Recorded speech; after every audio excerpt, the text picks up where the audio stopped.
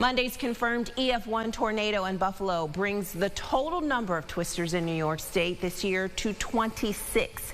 That exceeds 1992, which held the previous record for the most tornadoes in a single year, and that data goes all the way back to 1952. It's pretty remarkable, and given how odd this is, the question on perhaps your mind is, why is this happening now? For the answer, we turn to meteorologist Liam Healy. Liam, what's going on?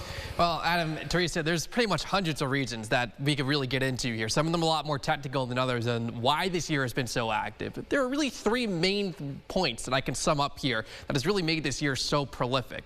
One really big one is an overactive weather pattern, the other Barrel's remnants, and the third, major advances in technology. We'll start off with the first thing here. Our weather has just been downright active. Seeing severe weather doesn't always automatically mean that we're going to see an environment capable of producing tornadoes, but of course this year it has been more likely been doing that as we've gotten through. It's kind of like flipping a coin. You do it enough, eventually you're going to get heads, and this time we just saw that with this year where we saw a lot of good environments this year. Tornado begin to form. 21 of those 26 tornadoes this year happened in July. That active stretch was kicked off by the remnants of Beryl. That was here on July 10th, where we had a combined influence of us not just being on the right side of a decaying tropical system, then at that point not really tropical anymore, and a warm front moving through. That all provided a really strong environment to see tornadoes begin to spin up here across the region, which contributed a lot to our total for the year.